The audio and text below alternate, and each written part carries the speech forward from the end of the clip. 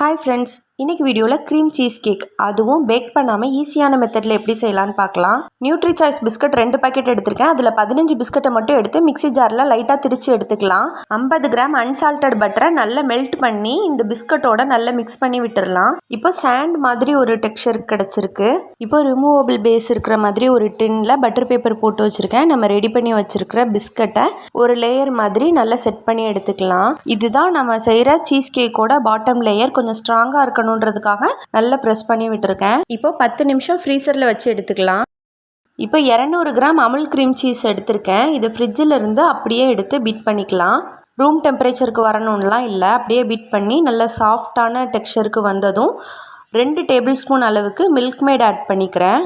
இப்போ இதெல்லாம் நல்லா மிக்ஸ் ஆகிற அளவுக்கு லைட்டாக ஒரு பீட் கொடுத்தா போதும். ரொம்ப நேரம் பீட் பண்ணணும்னு அவசியம் இல்லை. இப்போ நல்லா மிக்ஸ் ஆகிடுச்சு. இப்போ 3/4 கப் அளவுக்கு விப்பிங் க்ரீமை வேறு ஒரு பவுலில் நல்லா பீட் பண்ணி எடுத்துக்கிறேன். ஸ்டிஃப் பீக் வர்ற அளவுக்கு நல்லா பீட் பண்ணி எடுத்துக்கோங்க. இப்போ ஏற்கனவே ரெடி பண்ணி வச்சுருக்கிற க்ரீம் சீஸில் நம்ம கொஞ்சம் கொஞ்சமாக விப்பிங் க்ரீம் ஆட் பண்ணி மிக்ஸ் பண்ணிக்கலாம்.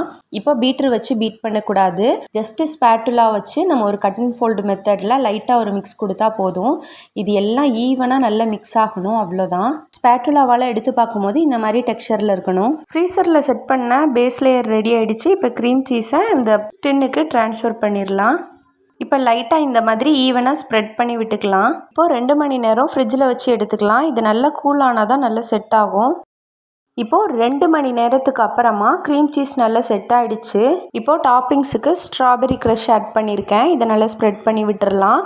இது ஸ்ட்ராபெரி இல்லாமல் ப்ளூபெரியோ இல்லைன்னா உங்களுக்கு பிடிச்ச டாப்பிங்ஸ் கூட நீங்கள் ஆட் பண்ணிக்கலாம். நட்டெல்லா கூட சேர்த்து நீங்கள் செஞ்சுக்கலாம்.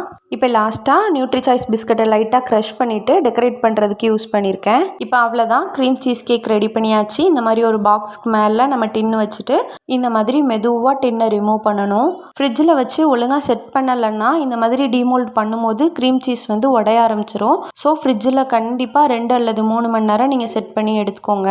க்ரீம் சீஸ் நல்லா செட் ஆனால் தான் நம்ம பீஸ் போடும்போது நல்லா பர்ஃபெக்டாக வரும். இப்போ பாருங்கள், இந்த பீஸ் பார்க்கும் போதே தெரியுது எவ்வளோ நல்லா செட் ஆகிருக்குன்னு சொல்லிட்டு.